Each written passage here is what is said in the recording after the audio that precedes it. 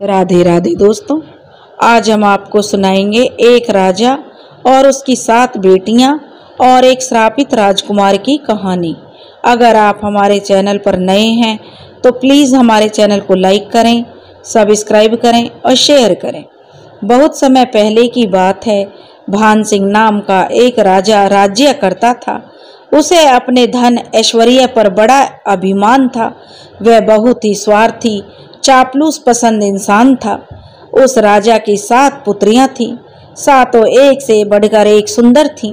जहां उनकी राजा की 6 पुत्रियां एक नंबर की कामचोर, बददिमाग और चालाक थीं, वहीं उसकी सबसे छोटी पुत्री प्रेमलता बहुत ही बुद्धिमान, न्यायपसंद लड़की थी।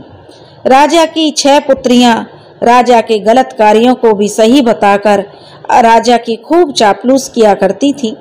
लेकिन उसकी सबसे छोटी पुत्री उसके किसी भी गलत कार्य और अन्यायपूर्ण कार्य में अपनी भागीदारी देना उचित नहीं समझती थी, जिसकी वजह से राजा उससे नाखुश रहता था। एक दिन राजा अपनी 7 पुत्रियों को अपने पास उसने बुलाया और उनसे अजीब तरह के सवाल पूछने लगा। राजा ने कहा, बेटियों, मैं तुम सबसे पूछना चाहता हूँ। वैसे तो मैं तुम सबका जवाब जानता हूँ, फिर भी तुम सबके मुंह से सुनना मुझे अच्छा लगेगा। तुम सब ये बताओ कि तुम सब किसका खाती हो। सबसे पहले उसकी राजा की सबसे बड़ी पुत्री ने जवाब दिया कि पिताजी, इसमें तो कोई संदेह वाली बात नहीं है, हम तो आपका खाते हैं। राजा अपनी बड़ी पुत्री का जवाब सुनकर बहुत प्रसन्न हुआ। अब उसने अपनी दूसरी पुत्री और तीसरी पुत्री, ऐसे करके उसने अपनी 6 पुत्रियों से पूछा। राजा की 6 पुत्रियों ने अपने पिता को उसकी इच्छा अनुसार जवाब दिया, जिससे राजा बहुत खुश था। अब बारी उसकी 7वीं पुत्री की आई, जो कि सबसे छोटी थी। उसने अपनी बहनों की तरह जवाब न देकर अलग जवाब दिया।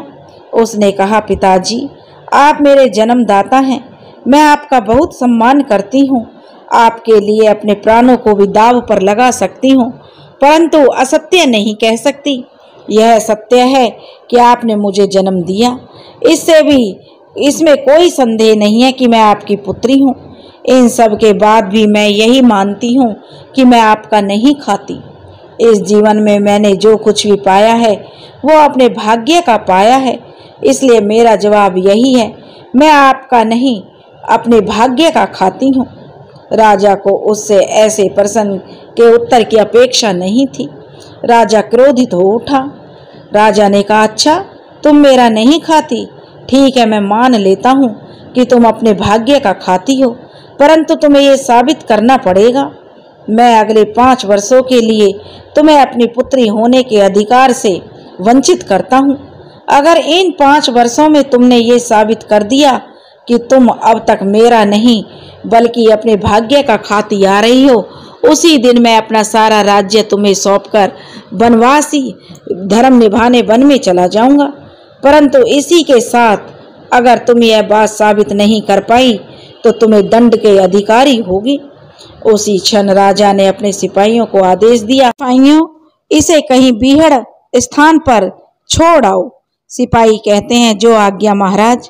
सिपाही प्रेमलता को ले जाकर एक ऐसे स्थान पर छोड़कर आ जाते हैं जहां दूर दूर तक ना कोई मनुष्य, ना किसी मनुष्य की जाति, केवल वीराना ही वीराना था। उस समय प्रेमलता की उम्र केवल 14 साल की थी। कई दिनों तक भूखी प्यासी भटकते भटकते वो एक गांव में जा पहुंची, जहां उसे एक कुआं दिखाई दिया। प्यास के मारे उसका गला सूखा जा रहा था। वो पानी पीने के लिए उस कुआं के पास गई। कुएं के अंदर झांककर देखा तो उसने कुएं में पानी बहुत नीचे था, लेकिन पानी निकालने के लिए भी वहां पर कोई बाल्टी या रस्सी भी उसे नजर नहीं आई। चारों तरफ निगाह दौड़ाने के बाद उसे वहीं कुछ दूरी पर एक कोठी नुमा मकान दिखाई दिया। वह उसी कोठी की तरफ चल दी, लेकिन कोठी पर एक बड़ा सा ताला लगा देखकर निराश हो उठी। आसपास कोई दिख भी नहीं रहा था जिसे वो सहायता के लिए जो पुकार सके। प्यास के मारे उसके प्राण सूखते जा रहे थे। वह बहुत ही व्याकुल हो रही थी। कोई रास्ता न देखकर उस ताले को वह बिना चाबी के खोलने का प्रयत्न करने लगी और वो यह देखकर हैरान रह गई कि उसके छूते ही ताला अपने आप खुल गया। वो अंदर गई। वहां आंगन में उसे एक रस्सी और बाल्टी दिखाई दी। वो झट उस रस्सी और बाल्टी को उठाकर कुएं पर ले गई और कुएं से पानी निकालकर हाथ मुंह धोने के बाद अपनी प्यास बुझाने लगी। प्यास बुझने के बाद राजकुमारी प्रेमलता रस्सी बाल्टी रखने के लिए फिर उसी कोठी के अंदर आई। रस्सी बाल्टी को वहीं आंगन में रखकर वह कोठी को ध्यान पूर्वक देखने लगी। उस कोठी में कुल 21 कमरे थे, जिनमें से 20 कमरों का दरवाजा खुला था सिवाय एक कमरे के। वह एक एक करके प्रत्येक कमरे में गई। उन 21 कक्ष में से 10 कमरे तो कीमती रत्नों और हीरे जवाहरातों से भरे हुए थे। 5 कमरे में खाने पीने की चीजें थीं। 2 कमरे सुंदर सुंदर वस्त्रों से भरे हुए थे और बचे हुए 3 कमरों में पलंग बिछे हुए थे। सारे कमरे देखने के बाद वह वापस खाने की जिन कमरे में सामग्री रखी थी वहां आई, क्योंकि उसे बहुत जोरों से भूख लगी रही थी। वो खाने वाली चीजों में से थोड़ा सा गुड़ और चिवड़ा लेकर खाने लगी। फिर वो पलंग वाले कक्ष में आकर लेट गई। थकावट की वजह से उसे नींद आ गई और वह पूरे 2 दिनों तक सोती रही। नींद खुलते ही उसका ध्यान उस बंद कमरे की ओर गया। वह उस ओर गई, लेकिन ताला लगा देखकर वापस आ गई। उसने उस कोठी को अपना भाग्य मानकर उसे ही अपना बसेरा बना लिया। उस कोठी में रहते रहते राजकुमारी प्रेमलता उस कोठी से अजीब सा जुड़ाव महसूस करने लगी। अक्सर आते जाते उसकी नज़र उस ताले लगे कमरे की ओर जाती और उस कमरे को लेकर उसकी उत्सुकता बढ़ती जा रही थी। कई बार वो उस कमरे की ओर बढ़ती, लेकिन फिर स्वयं को रोक लेती। एक दिन उसके कदम उस कमरे की तरफ अपने आप ही बढ़ते चले गए। पता नहीं क्यों उसे ऐसा लगा मानो उस कमरे में कुछ ऐसा है जो उसके आने वाले जीवन से जुड़कर उसके भाग्य की कहानी कहने को आतुर है। उसके हाथ खुद व खुद उस ताले की ओर बढ़ते चले गए और उसका हाथ लगते ही वो ताला खुल गया। अब तो उसे तनिक भी संशय नहीं रहा कि हो ना हो उस कमरे में जरूर उसका भाग्य जुड़ा हुआ है। वह दरवाजा खोलकर अंदर गई तो देख उस कमरे के बीचों बीच एक सैया सेज बिछी हुई है, जिस पर एक निष्काम शरीर पड़ा हुआ था। उसके शरीर पर ढेरों सुइयां चुभी हुई थी। वो उसके समीप बैठ गई और मनी मन सोचती है, ऐसी अवस्था में होते हुए भी इनके चेहरे की कोमलता ज्यों की त्यों बनी हुई है। ऐसा लगता है कि जैसे अभी बोल पड़ेंगे। इनके पहनावे और इनके चेहरे से के तेज से तो यह कोई राजकुमार जान पड़ते हैं। पता नहीं किस अवस्था में इनकी ऐसी गति बनी है। राजकुमारी प्रेमलता उस राजकुमार को अपना भाग्य मानकर उसके शरीर से उन सुइयों को निकालने का निर्णय लेती है। 6 मास तक बिना दाना पानी लिए वो निरंतर उन सुइयों को निकालती रहती है।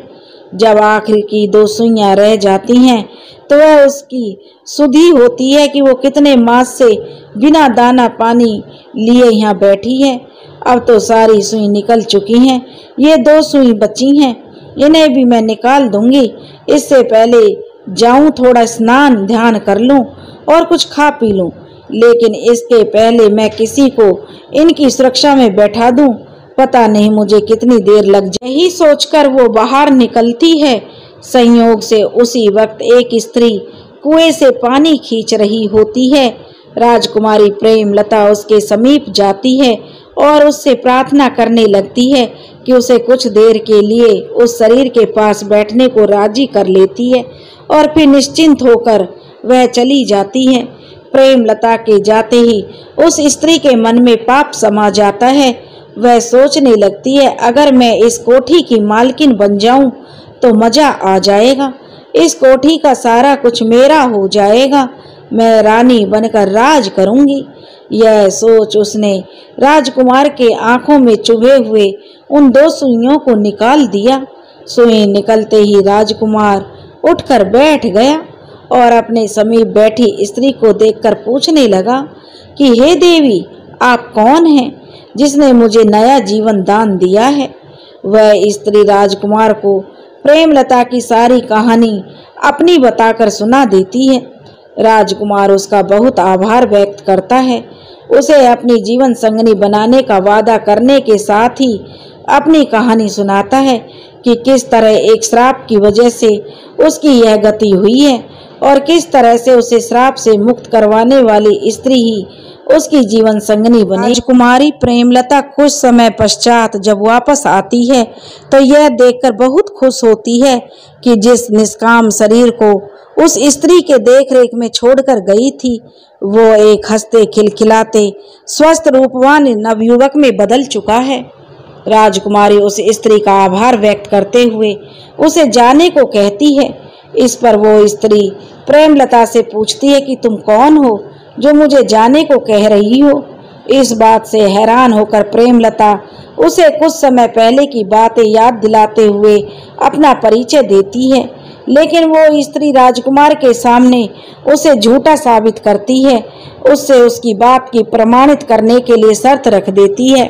राजकुमारी बेचारी निरुत्तर हो जाती है, क्योंकि उसके पास इस बात को प्रमाणित करने का कोई भी सबूत नहीं था कि वह सच कह रही है।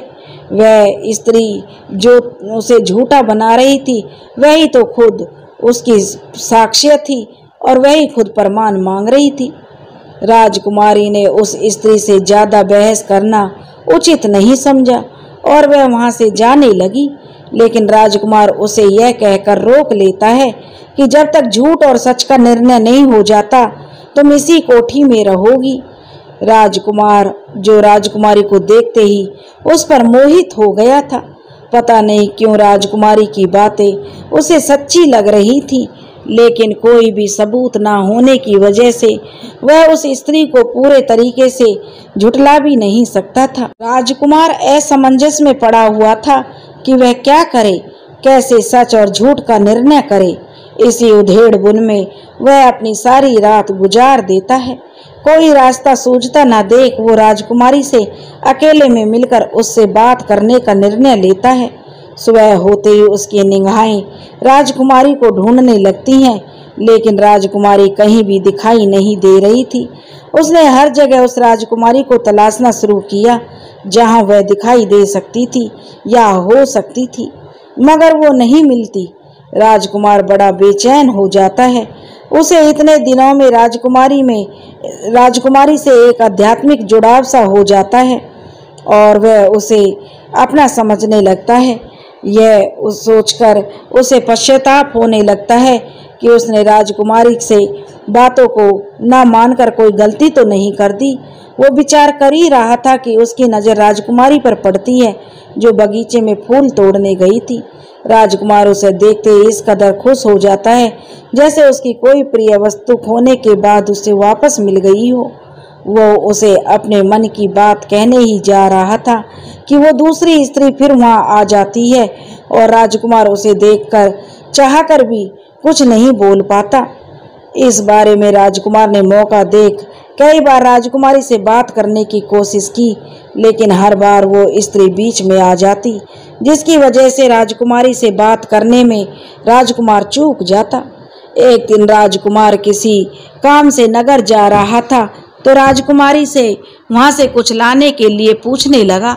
राजकुमारी यह कहकर मना कर देती है कि उसे किसी चीज की जरूरत नहीं है, परंतु राजकुमार के जिद करने पर वह उसे काठ की कठपुतली लाने के लिए कह देती है।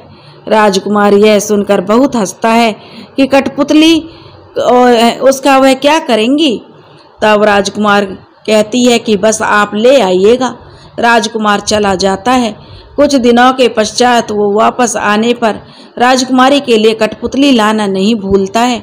कठपुतली देखकर राजकुमारी बड़ी खुश हो जाती है। पहली बार राजकुमार ने उसे हंसते हुए देखा था। हंसते हुए उसका रूप और निखर गया था। राजकुमार तो उसे अपलक देखते ही जा रहा था और सोच रहा था कि कोई इससे भी ज्यादा रूपवती भला कैसे हो सकती है। इधर वो स्त्री राजकुमारी के रूप से जलने लगी थी। उसे लग रहा था कहीं इसके रूप जाल में फंसकर राजकुमार को उसकी बातों पर यकीन ना हो जाए, फिर मेरा क्या होगा? रानी बनने का मेरा सारा ख्वाब धरा का धरा रह जाएगा। यही सोचकर वह औरत उसके खिलाफ राजकुमार के कान भरने लगती है और जल्द से जल्द राजकुमारी को वहां से निकालने की योजना बनाने लगती है। इधर राजकुमारी प्रेमलता जब खाली होती तभी अपनी कठपुतली से अपने दिल की बातें किया करती थी। एक दिन रात्रि के पहर में राजकुमार को राजकुमारी के कमरे से किसी के बोलने की आवाजें सुनाई पड़ी। राजकुमार बड़ा हैरत में पड़ गया। उत्सुकता में राजकुमार उस कक्ष के दरवाजे के पास कान लगाकर सुनने लगा तो राजकुमारी की आवाज जिसे वह सुन रहा था तो राजकुमारी की आवाज ही बोलने में आ रही थी, जो कठपुतली को अपनी और उस स्त्री की बातें बता रही थी। राजकुमार उसकी सारी बातें सुन लेता है, लेकिन वहां से बिना कुछ कहे और राजकुमारी को बिना कुछ जताए दरवाजे से ही वापस लौट जाता है। अब सच्चाई उसके सामने थी। उस धूर्त स्त्री की सच्चाई जानकर राजकुमार को उस पर बड़ा क्रोध आ रहा था। बहुत सोचने विचारने के बाद उसने उस धूर्त स्त्री को कठोर दंड देने का निर्णय लिया। दूसरे दिन राजकुमार एक बहुत गहरा कुआं खुदवाता है। कुआं खुदता देख के वह दूसरी स्त्री मन ही मन खुश होकर सोच रही थी कि उसने जो सलाह राजकुमार को राजकुमारी प्रेमलता को रास्ते से हटाने के लिए दी थी, वो सलाह राजकुमार अमल में ला रहा है। कुआं बहुत गहरा खुद चुका था। वह स्त्री बहुत प्रसन्न थी और कुएं के पास आती है। कुएं में झांकते हुए उसकी गहराई मापने की कोशिश करती है। इसी बीच पीछे से धक्का दे दिया जाता है उसे और फिर उस कुएं को अच्छी तरह से ढकवा दिया जाता है। उस झूठी स्त्री के लिए उसके झूठ के लिए किए गई की सजा देने के बाद राजकुमार राजकुमारी से धूमधाम से ब्याह रचा लेता है और दोनों खुशहाल जीवन जीने लगते हैं।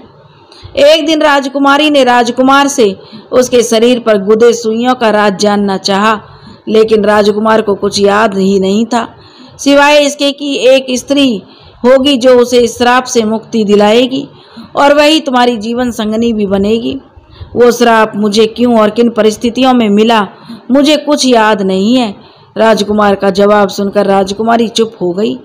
कुछ समय बाद राजकुमारी और राजकुमार वन विहार करने के लिए निकले और शाम हो जाने के कारण वही रास्ता भटक गए। चलते चलते उन्हें एक गुफा में कुछ प्रकाश आता दिखाई पड़ा। अंधेरा होने के कारण वो रात उसी गुफा में गुजारने का निर्णय लेते हैं। वैसे तो उनका रात में इस तरह खुले में रहना भी खतरे से खाली नहीं था। रात उसी गुफा में गुजारने के इरादे से वे उस गुफा के अंदर प्रवेश करते हैं। तभी कुछ एक कदम की दूरी पर ही बड़े होंगे कि उनके कानों में एक आवाज आई, आओ रानी रूपमती, आओ राजा विक्रम। आवाज सुनकर दोनों चकित रह गए। राजकुमार राजकुमारी उस आवाज की तरफ बढ़े चले जाते हैं। करीब 200 कदम की दूरी तय करने पर वो देखते हैं कि पृथ्वी से थोड़ी ऊंचाई लेते हुए एक छोटी सी चट्टान है, जिसके ऊपर एक महात्मा ध्यान लगाए बैठे हैं। उनके मुखमंडल की आभा बहुत तेज थी। इस तेज से पूरी गुफा प्रकाशित हो रही थी। उन्हें देखकर ऐसा लग रहा था कि वो कोई साधारण महात्मा नहीं बल्कि कोई सिद्ध पुरुष हैं। लेकिन उन दोनों को एक बात समझ में नहीं आ रही थी, अगर महात्मा ध्यान लगाए बैठे हैं तो वो आवाज किसकी थी? कुछ देर पहले जो उन्हें सुनाई दी थी। वो अपनी उत्सुकता जाहिर करते हुए इसके पहले ही अपने कानों में फिर से वही आवाज सुनते हैं। ये आवाज किसी और की नहीं बल्कि उन्हीं महात्मा की थी जो ध्यान लगाए हुए बैठे थे। आओ रानी रूपमती, आओ राजा विक्रम सिंह। कहने के साथ ही वो अपनी आंखें खोलते हैं। मैं जानता था तुम दोनों जरूर आओगे। नियति को कोई नहीं बदल सकता। जो लिखा जा चुका है वो होकर ही रहेगा। महात्मा की बात सुन के वे दोनों एक दूसरे के मुख को देखने लगते हैं। उसके मुख के भाव से पता लगता है कि उनके अंदर कितनी जिज्ञासा थी कि उन महात्मा की बातों को जानने के लिए।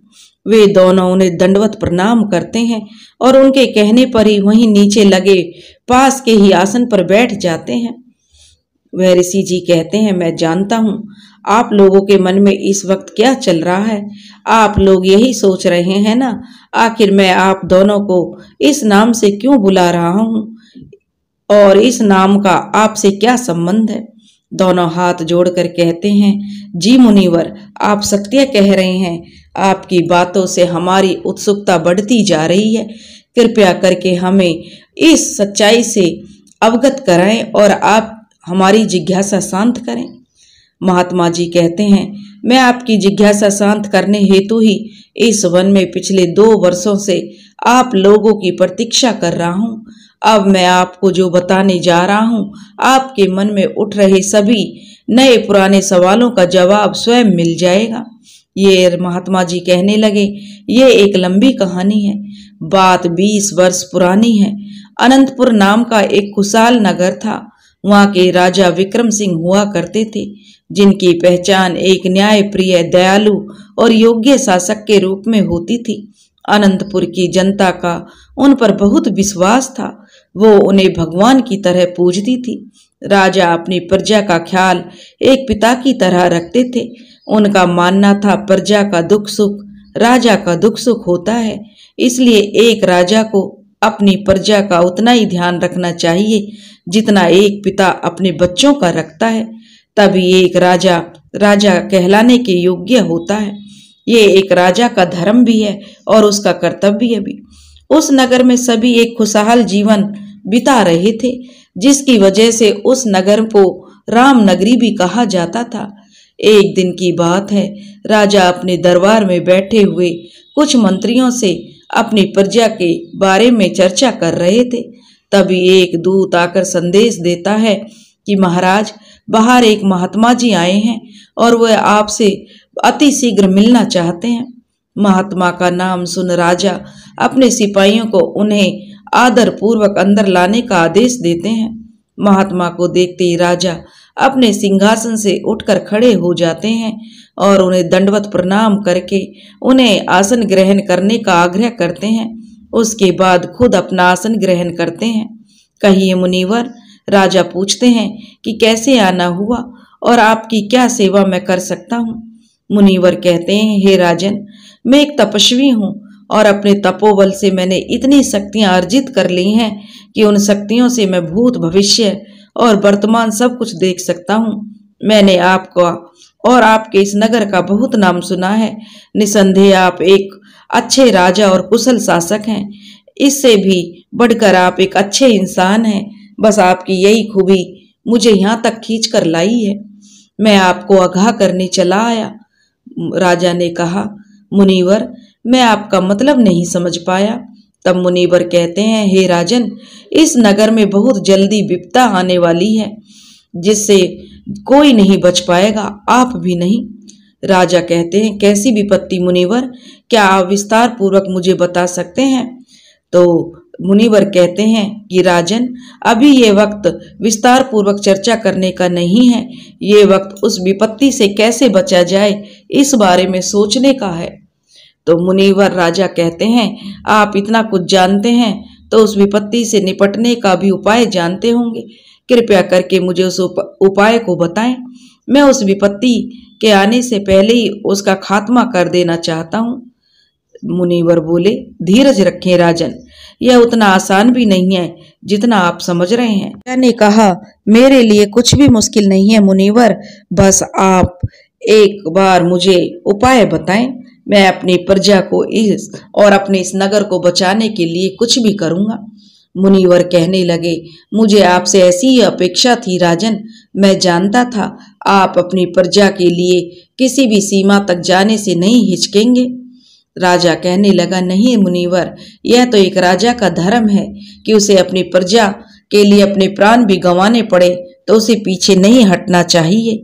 मुनिवर कहते हैं, राजन, कार्य थोड़ा कठिन है, परंतु जहां तक मैंने सुना है कोई भी कार्य ऐसा नहीं है जो आपके लिए कठिन हो। राजा कहता है, मुनिवर, आप इसकी चिंता ना करें, बस आप मुझे वह कार्य बताएं। तब मुनिवर कहते हैं, हे राजन, मैं जो आपको कार्य बताने जा रहा हूँ उस कार्य के लिए आपको अपने महल और राजा होने का दायित्व का निर्वाह करने से 3 माह के लिए दूर होना पड़ेगा। राजा पूछता है, ऐसा क्यों मुनिवर? मुनिवर कहते हैं, क्योंकि इस विपत्ति का सामना करने के लिए आपके शरीर का शुद्धिकरण जरूरी है। बिना शुद्धिकरण आप उस विपत्ति का सामना करने के लिए पूर्ण रूप से सक्षम नहीं माने जाएंगे। तब राजा कहता है कि मुनिवर, इसके लिए मुझे क्या करना होगा? मुनिवर कहते हैं कि राजन, यहाँ से करीब 250 कोस की दूरी पर क्षुधपुरा नामक एक जगह है। वहाँ श्री जोग्यांप नामक ऋषि का एक बहुत बड़ा आश्रम है। आपको वहाँ जाकर ऋषि श्री ज्ञाप के आश्रम में 3 माह बिताने होंगे। बाकी आपको वहाँ पहुंचकर सब मालूम हो जाएगा। उन महात्मा की बात सुनकर राजा विक्रम सिंह थोड़ा विचारधीन की मुद्रा में आ जाते हैं। उन्हें ऐसे विचार करते देख महात्मा उनके हाल को भांपते हुए उनसे कहते हैं कि मैं समझ सकता हूँ राजन, इस वक्त आपके मन में क्या चल रहा है। आप यही सोच रहे हैं ना कि ये कार्य तो कोई भी कर सकता है, फिर मैंने इसके लिए आपको ही क्यों चुना है। ये तो राजन सुनो, इसके पीछे भी एक कारण है। उस शुद्धिकरण के लिए जिन गुणों का होना अनिवार्य होता है वे सभी गुण आप में विद्यमान हैं। बिना इन गुणों के शरीर की शुद्धि असंभव है और बिना शुद्धिकरण उस विपत्ति से निपटना भी मुश्किल है। और उस विपत्ति से निपटने के लिए आपसे दक्ष कोई और नहीं हो सकता। यही कारण है कि मैंने इस कार्य के लिए आपका चुनाव किया है। परंतु इसके भी कुछ नियम हैं जिनका पालन करना बहुत आवश्यक है। मुनिवर बताइए क्या नियम है? राजा ने कहा। तो मुनिवर कहते हैं कि राजन, पहला नियम, आपको यहाँ से वहां तक की यात्रा पैदल करनी पड़ेगी। दूसरा नियम, आप वहाँ एक साधारण मनुष्य की तरह रहेंगे। और तीसरा नियम, आपको वहाँ नंगे पांव और अधो वस्त्रों में जाना होगा। चौथा नियम, आपको इस बात का ध्यान रखना होगा कि वहाँ किसी को ये मालूम ना पड़े कि आप एक राजा हैं। तब राजा हाथ जोड़कर कहते हैं, मुनिवर, मुझे आपकी सारी शर्तें स्वीकार हैं। अब आप मुझे ये बताएं कि मुझे निकलना कब है। तब मुनिवर कहते हैं कि समय बहुत कम है, इसलिए आपको शीघ्र से शीघ्र निकलना होगा। कल प्रातः काल पौ फटने से पहले आपका निकलना सही रहेगा। तो राजा कहता है कि जैसी आपकी आज्ञा मुनिवर, परंतु एक परेशानी है, मेरी अनुपस्थिति में इस नगर का कार्यभार कौन देखेगा। तब मुनिवर कहते हैं, यह चिंता का विषय नहीं है राजन, आप अपने मंत्रियों में से किसी भी सबसे योग्य मंत्री का चुनाव कर सकते हैं जो आपके अनुपस्थिति में इस नगर का कार्यभार संभालने हेतु हर लिहाज से उपयुक्त हो। तब राजा कहता है कि हाँ मुनिवर, यही उचित होगा। उसी शाम राजा विक्रम सिंह ने पूरे नगर में घोषणा करवा दी, महाराज किसी आवश्यक कार्य हेतु 3 माह के लिए नगर से बाहर जा रहे हैं। उनकी अनुपस्थिति में नगर का सारी कार्यभार जो अब से उनके महामंत्री शिवराज सिंह संभालेंगे। यह घोषणा सुनते ही लोगों के मन में तरह तरह के प्रश्न उठने लगे। आखिर ऐसी क्या आवश्यकता आन पड़ी कि महाराज को 3 माह के लिए ये नगर और अपना महल छोड़कर कहीं और जाना पड़ रहा है। परंतु पूछे तो किससे? किसी को भी इस बारे में कुछ भी पता नहीं था और महल के लोगों से पूछने की किसी की हिम्मत नहीं हुई। दूसरे दिन प्रातः काल जब सब घोर निद्रा में सो रहे थे, तब राजा विक्रम सिंह निकल जाते हैं अपने उस कार्य को अंजाम देने के लिए। 3 दिन की पैदल यात्रा कर आखिरकार विक्रम सिंह उस महात्मा के बताए हुए स्थान पर पहुंच जाते हैं। परंतु वहां का दृश्य देखकर वो एकदम से अचंभित रह जाते हैं। पहला, वहां उन्हें एक भी स्त्री नहीं दिखाई दी। दूसरा, वहां एक भी मनुष्य ऐसा नहीं था जिसके शरीर पर वस्त्र हो। तीसरा, वहां एक भी बुजुर्ग नहीं था, सारे नौजवान युवक थे। यहाँ तक कि ऋषि श्री ज्ञाप भी। ऐसी विचित्र जगह के बारे में उन्होंने आज तक देखना तो दूर सुना तक भी नहीं था। आश्रम में पहुंच जाने पर ऋषि श्री ज्ञाप पूछते हैं, ए वत्स, तुम कौन हो और यहाँ किस प्रयोजन से आए हो? एक अजनबी को अपने आश्रम में देखकर ऋषि जी ने पूछा। जवाब देते हुए उस वक्त उन्हें महात्मा की उस बात का याद आ जाती है जो आते वक्त महात्मा ने उनसे कही थी कि ध्यान रहे, किसी को भी यह मालूम नहीं होना चाहिए कि आप एक राजा हैं। तो राजा कहने लगा, हे ऋषिवर, मैं दूर देश का रहने वाला एक क्षत्रिय हूँ। मेरा नाम विक्रम सिंह है।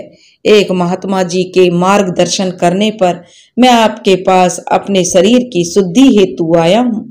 माँ तब ऋषि जी कहते हैं, लेकिन वत्स, शुद्धि की प्रक्रिया इतनी आसान नहीं होती। क्या तुम अड़िग हो अपने निर्णय पर?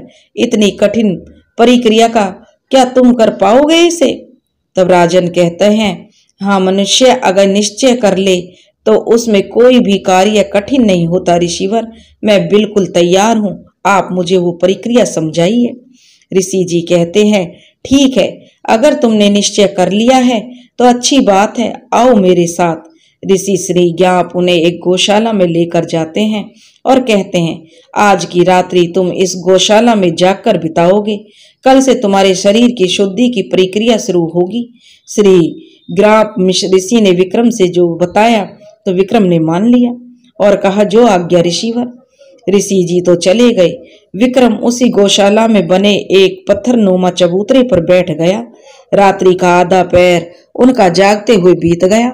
आधे पहर के बाद 3 दिनों की पैदल यात्रा की थकावट उन्हें बेसुध करने लगती है, लेकिन उन्हें ऋषि जी की बात याद हो रहती है।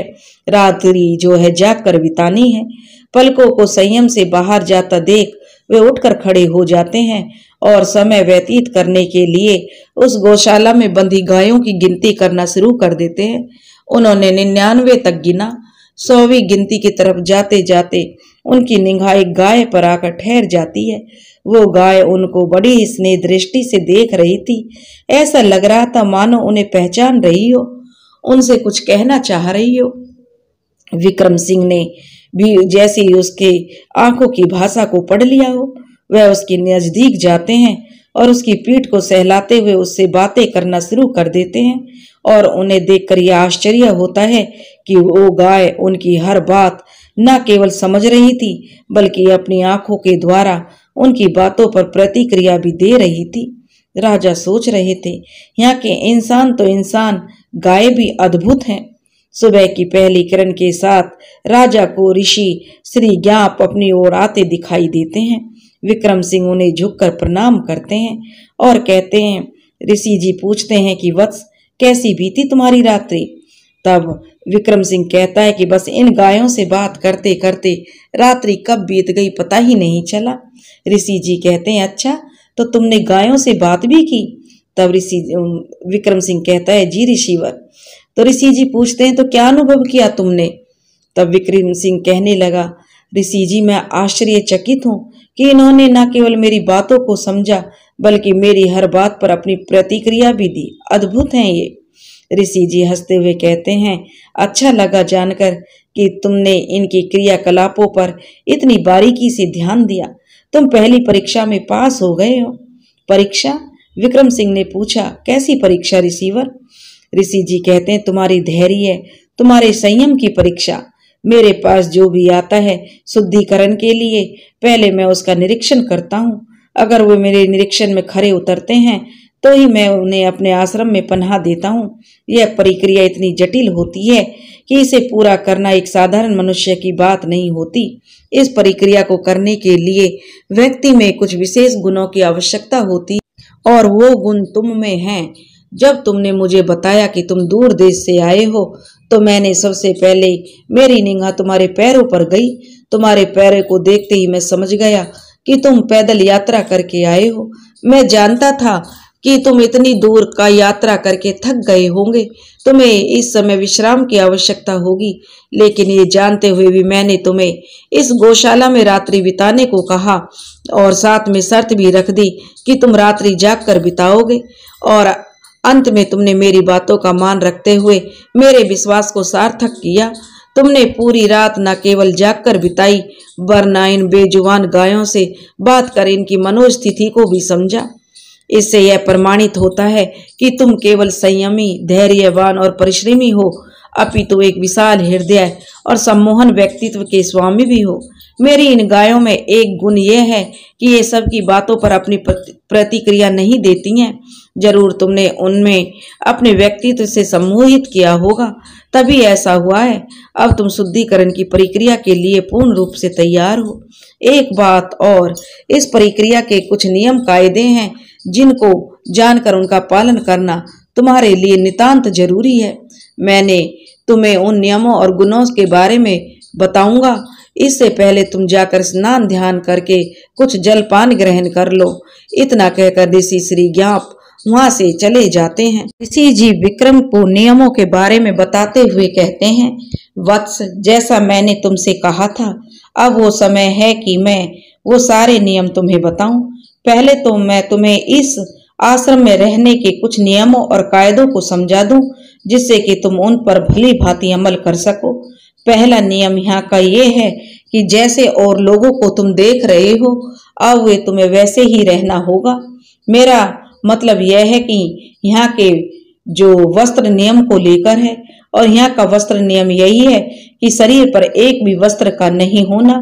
और दूसरा नियम यह है कि तुम्हें जल से स्नान करने से पहले अपने शरीर को मिट्टी का लेप लगाना होगा। और तीसरा नियम यह है, भोजन में केवल कच्चे भोजन का प्रयोग ही करना होगा, और उस भोजन का इंतजाम भी तुम्हें स्वयं करना होगा। और हाँ, एक बात और, यहाँ रहने के दौरान तुम्हारे मन में गलती से भी किसी स्त्री का विचार नहीं आना चाहिए, वरना उस शुद्धिकरण का प्रभाव खत्म हो जाएगा। अब उस शुद्धिकरण की क्रिया के कुछ और नियम मैं तुम्हें बताता हूँ। ये 5 प्रकार के नियम हैं। पहला, मिट्टी योग साधना। इस साधना में तुम शरीर को मिट्टी से पूरी तरह ढक दिया जाएगा, जिसमें तुम्हें अपनी श्वास को तब तक रोके रखना होगा जब तक तुम उस मिट्टी के भीतर रहोगे। दूसरा है पशु सेवा साधना। इस साधना से तुम्हें पशुओं में सबसे पवित्र पशु गौ माता की पूजा करनी होगी और उसकी सेवा करनी होगी। और तीसरा नियम है सूर्य साधना। इस साधना में तुम्हें एक पैर पर खड़े होकर सूर्य भगवान की आराधना करनी होगी। और चौथी साधना यह है कि इस साधना में तुम्हें मेरे द्वारा बोले गए कुछ खास तरह के मंत्रोच्चारण के साथ अग्नि की पूजा करनी होगी। और 5वां जो है वह है मौन साधना। ये साधना सबसे कठिन साधना है। इस साधना के दौरान तुम्हें कुछ भी बोलने की इजाजत नहीं रहेगी।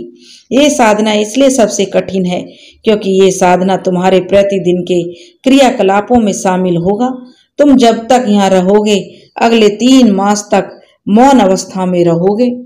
अब इस शरीर के शुद्धिकरण के होने वाले लाभ भी मैं तुम्हें बता देता हूँ। इस प्रक्रिया का लाभ यह है कि इस प्रक्रिया में तुम्हारा शरीर और तुम्हारी आत्मा दोनों पवित्र हो जाएंगे, जो तुम्हें किसी भी बुरी शक्ति से सामना करने में तुम्हारी सहायता करेंगे।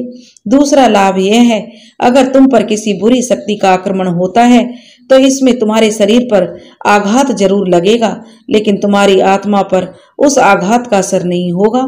इसलिए तुम्हारी जो आत्मा है तुम्हारे शरीर के नियंत्रण में रहेगी। तीसरा यह लाभ होगा कि तुम्हारी मृत्यु के पश्चात भी अगर तुम्हारे शरीर को सुरक्षित स्थान पर रख दिया जाए तो एक लंबे समय के पश्चात भी उसे जीवित किया जा सकेगा। और जो भी उसी आयु के साथ जिस आयु में तुम्हारी मृत्यु हुई होगी। और इतना ही नहीं, इस क्रिया को अगर निरंतर जारी रखा जाए तो व्यक्ति की आयु दीर्घायु होने के साथ ही उसकी युवा अवस्था ज्यों की त्यों बनी रहती है, जिसके कई उदाहरण तुम्हारी आंखों के समक्ष हैं। क्या तुम हम में से किसी की भी सही आयु बता सकते हो? विक्रम सिंह ऋषि श्री ज्ञाप का यह प्रश्न सुनकर बहुत ही आश्चर्य में भर उठा और एक बार अपनी नजर श्री ज्ञाप ऋषि जी और उनके प्रत्येक शिष्यों पर डालते हैं, परंतु उनसे इस संबंध में कोई भी सही उत्तर देते हुए नहीं बनता। तब श्री ऋषि जी मुस्कुराते हुए विक्रम सिंह से कहते हैं, इसमें तुम्हारी गलती नहीं है वत्स। हमें देखकर कोई भी व्यक्ति हमारी आयु को लेकर धोखा खा जाता है। तुम्हें जानकर आश्चर्य होगी, मेरी आयु इस वक्त 500 वर्ष की है और मेरे इन शिष्यों में कोई भी ऐसा नहीं है जिसकी आयु 200 वर्ष से कम हो। श्री ऋषि जी की बात सुनकर विक्रम सिंह चकित होते हुए बोले, हे ऋषिवर, ये तो वास्तव में अकल्पनीय, अविश्वसनीय और अद्भुत है। अगर इंसान नियम, संयम और विचारों से रहो तो ऐसा संभव है वत्स। ऋषि जी ने कहा। विक्रम सिंह ने उनकी सारी बातों को ध्यान से सुना और पूरे मनोयोग से 3 मास तक उन सभी नियम कायदों का पालन किया जो ऋषि जी ने उन्हें करने को कहा था। और आखिरकार अपने कठिन परिश्रम और अथक प्रयास से उन्होंने अपने पूरे शरीर का शुद्धिकरण की जो प्रक्रिया थी उसको सफलतापूर्वक पूर्ण कर लिया। अब उनके इस आश्रम से जाने का समय आ गया था और विक्रम सिंह ने ऋषि जी से कहा, मुझे आज्ञा दे ऋषिवर। और जो ऋषि जी थे उनको दंडवत करके राजा ने प्रणाम किया।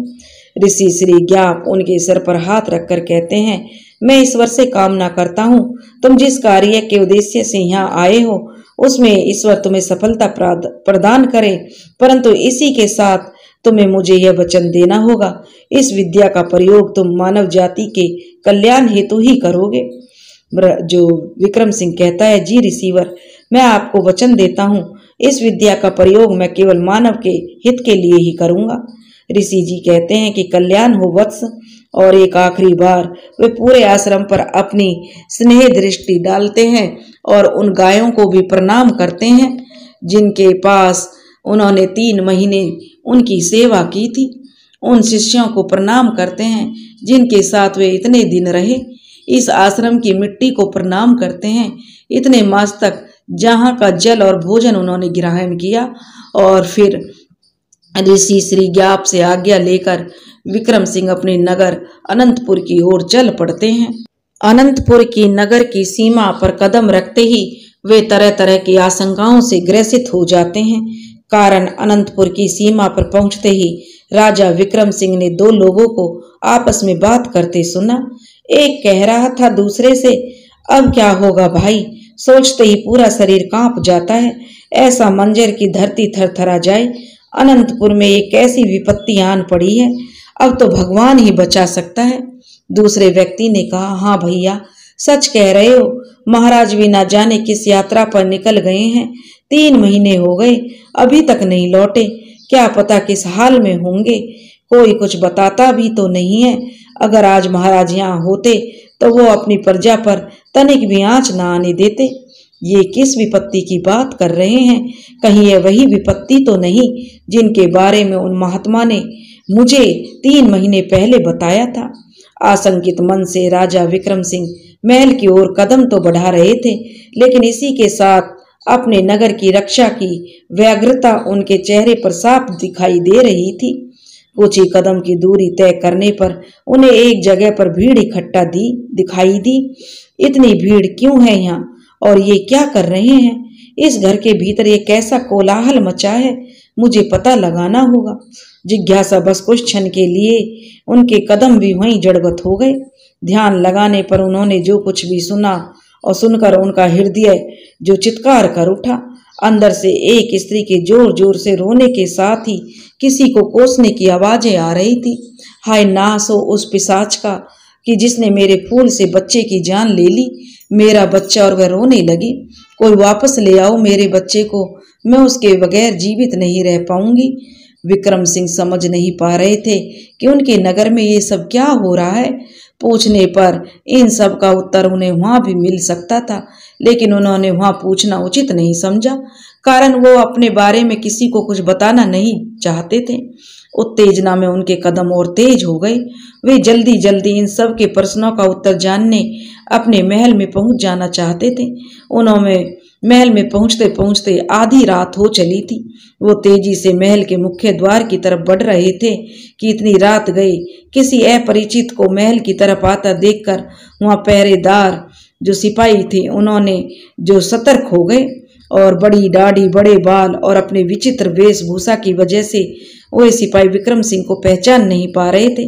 जैसे वे थोड़ा और नजदीक आए, कुछ सिपाहियों ने संशय जाहिर करते हुए उन्हें चारों तरफ से घेर लिया। उनमें से एक ने पूछा, कौन हो तुम और इतनी रात गए हमारे महल में क्या करने आए हो? क्या तुमको पता नहीं कि यह हमारे महाप्रतापी राजा विक्रम सिंह का राज्य है? सच सच बताओ तुम कौन हो और यहाँ किस उद्देश्य से आए हो? अगर तुम यहाँ गलत मंसूबे लेकर दाखिल हुए होंगे तो तुम दंड के अधिकारी होंगे। उन सिपाहियों के पूछे गए प्रश्नों का कोई उत्तर विक्रम सिंह देते कि इससे पहले ही उनमें से एक सिपाही ने उन्हें पहचानते हुए आश्चर्य में भरकर कहा, अरे यह तो अपने महाराज हैं। उसके बोलते ही सारे सिपाही उत्सुकता से भरकर विक्रम सिंह की ओर ध्यान से देखने लगते हैं। अरे सच में ये तो हमारे महाराज ही हैं। सच्चाई जानते ही वे लोग अपने ही महाराज को न पहचान पाने के लिए और अपने गलत किए गए व्यवहार के लिए उनसे दया याचना करने लगते हैं। क्षमा करो महाराज, क्षमा करो, आपको पहचानने में हमने बड़ी भूल कर दी, हमारे इस अपराध को क्षमा कर दीजिए। राजा कहने लगे, इसमें क्षमा मांगने वाली ऐसी कोई बात नहीं है, इन सब में आपकी कोई गलती नहीं है। गलती तो मेरे इस वेशभूषा की है जिसे देखकर कोई भी धोखा खा जा सकता है। आपने बहुत गलत नहीं किया, आपने कुछ भी गलत नहीं किया। आप लोग तो केवल अपने कर्तव्य का पालन कर रहे थे। ये देखकर मुझे बहुत प्रसन्नता हुई कि मेरी अनुपस्थिति में भी आप लोग अपना कार्य पूरी ईमानदारी से कर रहे हैं। आप लोग क्षमा के नहीं बल्कि पुरस्कार के हकदार हैं। कल दरबार में मैं आप सबको आपकी इस ईमानदारी के लिए तुम सबको पुरस्कृत करना चाहूंगा। विक्रम सिंह को 3 महीने पश्चात वापस लौटा देखकर सिपाहियों को बहुत खुशी होती है। उनमें से 2 सिपाही दौड़ते हुए महल के अंदर जाते हैं और विक्रम सिंह के आने की सूचना राजमाता को सुनाते हैं। उनके आने की खबर सुनकर राजमाता सहित अन्य मंत्रीगण भी उनके स्वागत के लिए मुख्य द्वार पर आ जाते हैं। हर्षित मन से राजमाता द्वारा उनकी आरती उतारी जाती है और फिर फूलों से वर्षा करके जयकारे के साथ वो राजमहल के अंदर प्रवेश करते हैं। विक्रम सिंह के आते समय रास्ते में जो कुछ भी अनुभव उन्होंने किया था उसकी सच्चाई जानने को लेकर वे अधीर थे, लेकिन रात्रि अधिक हो जाने की वजह से वो इस वक्त इस बारे में किसी को कुछ भी पूछना उचित नहीं समझ रहे थे। कुछ क्षण बाद राजमाता ने कुशल क्षेम करने के पश्चात वो विश्राम करने के इरादे से अपने शयन कक्ष में आ गए। यात्रा से थके होने के बावजूद उनकी नजरों से नींद दूर थी। बार बार एक ही दृश्य उनकी आंखों के सामने से होकर गुजर रहा था और वो दृश्य था उस स्त्री का जिसका करुण रुदन ने विक्रम सिंह को विचलित कर दिया था, जिसका ममतत्व चीख चीख कर उनसे अपने बच्चे को बचाने की गुहार लगा रहा था। उसके बच्चे को किसने मारा होगा? वो किसकी बात कर रही थी कि इतनी निर्दयता से कोई किसी की जान भला क्यों लेगा? ये क्या रहस्य है? राजा विक्रम की समझ में कुछ नहीं आ रहा था। अधिक थकावट की वजह से विचारते विचारते उन्हें कब नींद आ गई उनको खुद भी पता नहीं चला। दूसरे दिन सुबह महल में शंखनाद की आवाज प्रजा में कौतूहलता का विषय बन गई। लोग आपस में बातें करने लगे, ये शंखनाद कैसा है? महल में कैसी और किस बात की खुशियां मनाई जा रही हैं? यहाँ प्रजा त्राही त्राही कर रही है और मंत्री शिवराज सिंह प्रजा के हित में कोई सरोकार उनको नहीं है। सही कह रहे हो काका, दूसरे व्यक्ति ने कहा। इस वक्त ऐसी स्थिति में अगर हमारे महाराज यहाँ होते तो अब तक हम अपनी प्रजा के लिए अवश्य ही कुछ न कुछ कर चुके होते। यह बात समझ से परे है कि ऐसा क्या आवश्यक कार्य आन पड़ा कि महाराज को इतने मास के लिए अपने ही नगर से दूर जाना पड़ा। इसके पहले तो कभी ऐसा नहीं हुआ था।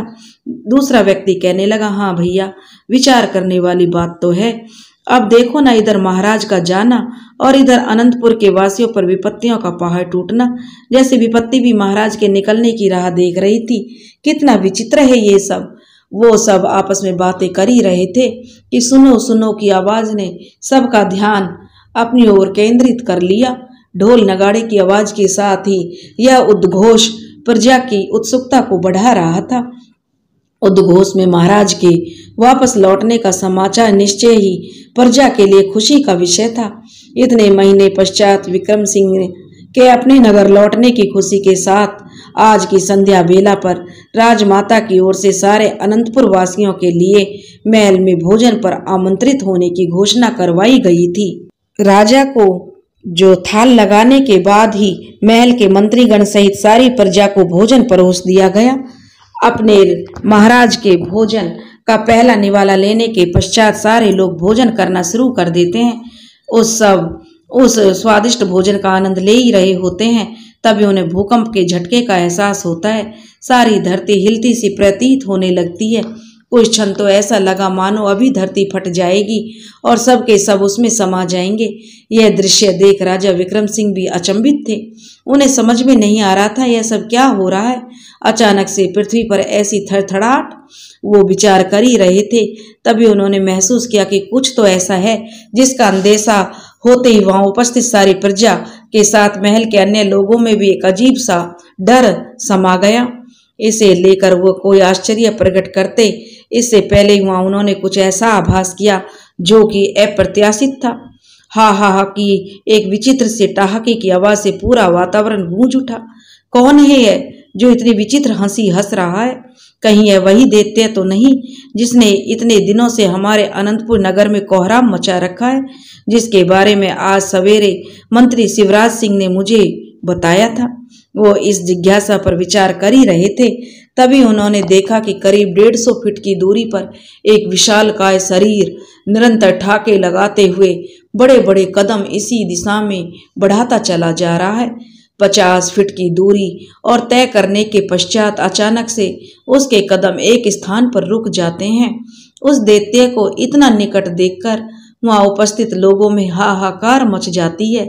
मौत के भय से अपने प्राण बचाने हेतु जो जिधर भाग रहा था, जिसे जिधर जगह मिली उधर ही भागने लगा। महल में भगदड़ जैसा माहौल उत्पन्न होता देख एक बार तो राजा विक्रम सिंह भी विचलित हो उठे, लेकिन तुरंत ही उन्होंने अपने दायित्व का आभास होते ही वे अपने स्थान से उठकर खड़े हो गए और बोले, रुकिए, ये आप लोग क्या कर रहे हैं? देखिए, आप लोगों को डरने की जरूरत नहीं है, मैं हूं यहाँ पर। राजा विक्रम सिंह का स्वर कानों में पड़ते ही सारी प्रजा जहां की तहां रुक जाती है। यह देखकर राजा विक्रम सिंह उन्हें संबोधित करते हुए कहते हैं, देखिए, आप लोग घबराइए मत।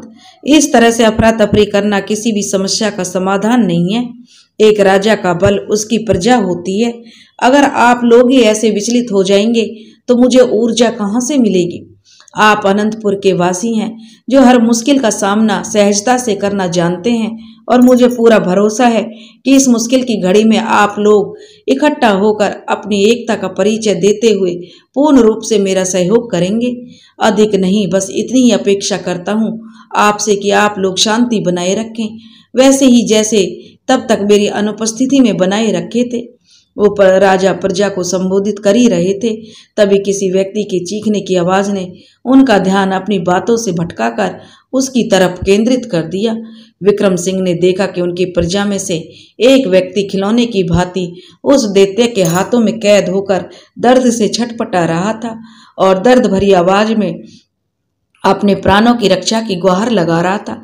बचाइए महाराज, मुझे बचाइए, इस दैत्य के चंगुल से मुझे निकालिए महाराज, वरना यह राक्षस मेरे प्राण ले लेगा। छोड़ो मुझे, जाने दो, मैंने तुम्हारा क्या बिगाड़ा है? तो महाराज वह पूरी शक्ति से चिल्लाता हुआ उस राक्षस से बचने का कोशिश कर रहा था। छोड़ो मुझे। उस व्यक्ति के इस तरह चिल्लाने पर वह दैत्य एकदम से गरज उठता है और कहता, हाँ हाँ हाँ, छोड़ दूंगा तुम्हें, लो अभी छोड़ देता हूँ। और कहने के साथ ही अपने मुंह को चौड़ा करता चला जाता है। जाओ, छोड़ दिया। विक्रम सिंह उस व्यक्ति के उस दैत्य के चंगुल से निकालने की कोई युक्ति सोच पाते इससे पहले वह व्यक्ति उस दैत्य का ग्रास बन चुका था। ये सब इतना अचानक हुआ कि राजा विक्रम इस अचानक हुई घटना को देखकर स्तब्ध रहे। यह दृश्य देख सभी अपने अपने स्थान पर खड़े मूर्त की तरह अपेक्षा और शिकायत भरी नजरों में विक्रम सिंह की ओर ताक रहे थे, जैसे कहना चाह रहे थे, महाराज, आप तो हमारे रक्षक, हमारे माई बाप हैं, लेकिन ये कैसी रक्षा की आपने? आपके ही सामने आपकी प्रजा में से किसी को इतनी बेरहमी से एक दैत्य द्वारा मार दिया गया और आप उसकी सुरक्षा में कुछ भी नहीं कर पाए। उस व्यक्ति को अपना भोजन बनाने के बाद उस दैत्य की हंसी पहले से भी कहीं और तेज हो चुकी थी, जो वहां उपस्थित लोगों को कानों को भेदने का काम कर रही थी। क्रोधित होने के पश्चात भी उस दैत्य के विशालकाय शरीर को देखते हुए विक्रम सिंह उस दैत्य से मुकाबला करने में अपने आप को अक्षम पा रहे थे, परंतु अपनी प्रजा में से एक व्यक्ति को उसकी आंखों के सामने उस दैत्य द्वारा इस तरह निगल जाने पर अगर वो इस वक्त बिना कुछ किए चुपचाप देखते रह जाते तो यह उनकी कायरता कहलाती। एक राजा होने के नाते उनका यह कर्तव्य बनता था कि वे बिना किसी भय या शंका के मैदान में उतरकर अपने कर्तव्य का पालन करें। यह विचार मन में आते ही एक पल का समय गवाए बगैर कुछ ही क्षणों में उस दैत्य के सामने राजा खड़ा था और कहने लगा, हे दुष्ट दानव, तुझे शायद पता नहीं तूने किसके नगर में अपना डेरा जमा लिया है। राजा विक्रम सिंह का नगर है ये। तुझे क्या लगता है ऐसा करके तू यहाँ से बचकर चला जाएगा? कहते हुए म्यान से अपनी तलवार निकालते हुए ताबड़तोड़ उसके पैरों पर प्रहार करना शुरू कर देते हैं। लेकिन यह क्या, इतना प्रहार करने पर भी वह निरंतर ठहाके लगाते हुए जा रहा था। विक्रम सिंह चकित थे इसके इन हरकतों पर और ये देखकर कि उनके प्रहार का उस पर कोई असर नहीं हो रहा। कुछ देर तक विक्रम सिंह के प्रहार कर लेने के पश्चात वह राक्षस बोला, तो तुम हो यहाँ के राजा, जानकर खुशी हुई, परंतु तुम्हें यह जानकर दुख होगा कि तुम्हारे इन खिलौनों का मेरे ऊपर कोई प्रभाव नहीं पड़ने वाला। और वह जोर जोर से हंसने लगा। मारो और मारो, पूरी ताकत लगाकर मारो। उसके इतना बोलते ही विक्रम सिंह अपनी पूरी ताकत लगाकर उस पर प्रहार करना शुरू कर देते हैं, जिसका असर यह होता है कि वह दैत्य तो यथावत हंसते हुए अपने स्थान पर खड़ा रहता है, लेकिन राजा की तलवार अवश्य टूटकर दो हिस्सों में बट जाती है। यह देखकर सभी मंत्रीगण सहित सारी प्रजा भी भय और हैरत में भर जाती है। वो दैत्य जो इतनी देर से ठहाके पर ठहाके लगाए जा रहा था, अचानक से अपने चेहरे के भावों को बदलता है और विक्रम सिंह से क्रोधित होते हुए कहता है, आज तुम्हारा दिन अच्छा था, इसलिए तुम मेरा भोजन बनने से बच गए। अगर मैं चाहूं तो तुम्हें खिलौने की भांति उठाकर अभी इसी वक्त अपना भोजन बना सकता हूं, किंतु मैं ऐसा करूंगा नहीं। दैत्य हूं, परंतु मेरे भी कुछ असूल हैं। 3 दिन में एक ही आदमी का भोजन करता हूं।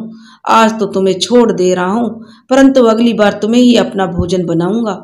और वह फिर से हंसता हुआ और कहता है, अभी तो मैं जा रहा हूं, किंतु बहुत जल्दी लौटूंगा। वो जाने के लिए जैसे पीछे की ओर घूमता है तो उसे आभास होता है कि उसके पैरों पर असंख्य चींटियों ने एक साथ कब्जा जमा लिया हो।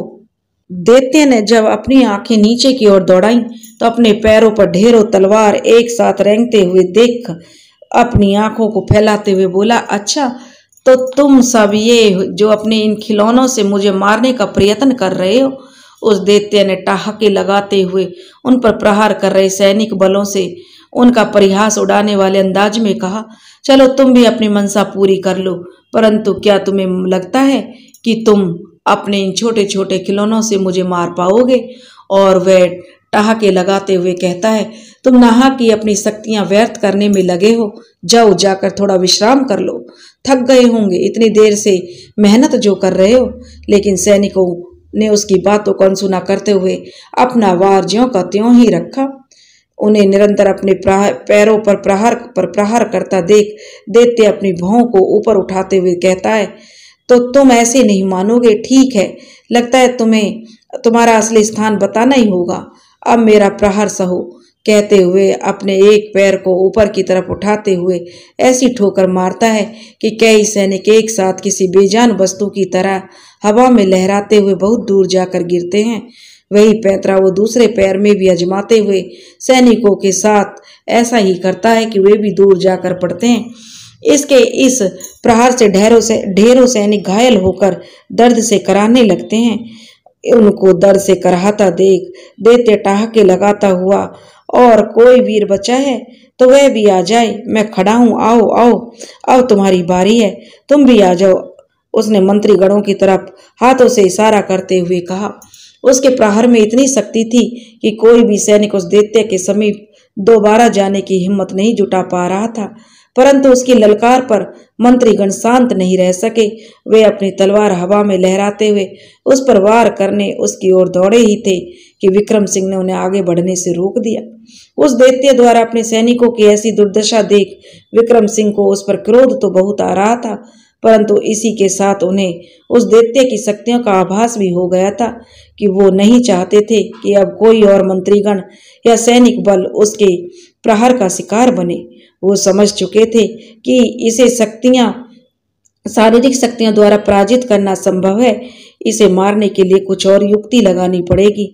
उस युक्ति को समझने के लिए उन्हें कुछ वक्त चाहिए था। इसलिए उन्होंने दैत्य को चेतावनी देते हुए लहजे में कहा, ए दुष्ट, अब की बार तो तू यहाँ से वापस जिंदा जा रहा है, परंतु याद रखना अगली बार तू मेरे हाथों से बच नहीं पाएगा। और जो राक्षस होता है वह ठहाका लगाता हुआ हंसता हुआ कहता है, अच्छा कौन मारेगा मुझे? तुम मारोगे मुझे? मैं भी तो सुनूं। 3 दिन पश्चात तुम्हारे हाथ ऐसा कौन सा चिराग लगने वाला है जिससे तुम्हारे अंदर इतनी शक्ति आ जाएगी कि तुम्हारे हाथों में मारा जाऊंगा। मुझे दैत्य सुकासुर कहते हैं। मुझे कोई नहीं मार सकता, कोई भी नहीं, स्वयं यमदूत भी नहीं। और वह जोर जोर से हंसने लगता है।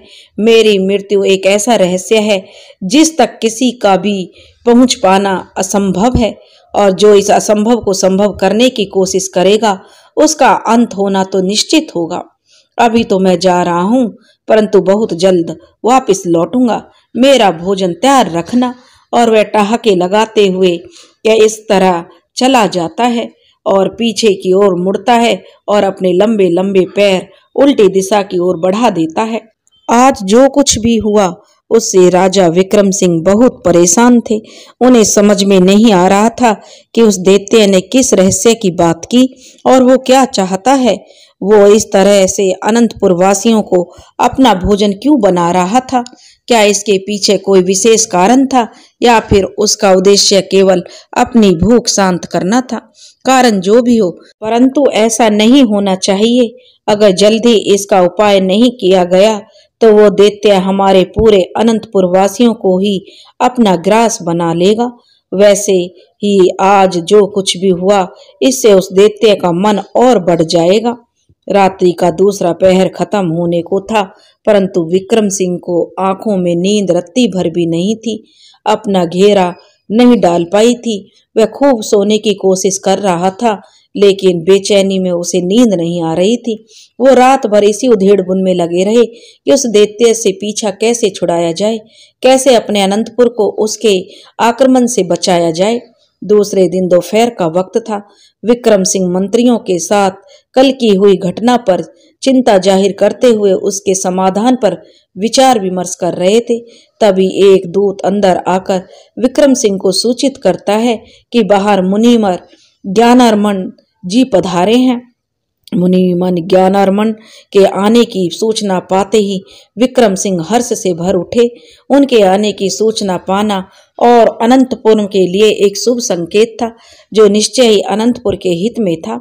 सूचना प्राप्त होते ही वो उत्साहित भाव से उन्हें लेने बाहर जाते हैं और दोनों हाथ जोड़कर कहते हैं, मुनिवर प्रणाम, मैं आपकी ही राह तक रहा था।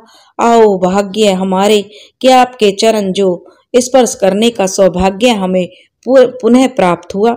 मुनिवर ने कहा, विजयी भव राजन। आइए मुनिवर, भीतर आइए। वो मुनि जी को सम्मान के साथ भीतर लेकर जाते हैं और उनसे आसन ग्रहण करने का अनुरोध करके स्वयं अपना आसन ग्रहण करते हैं।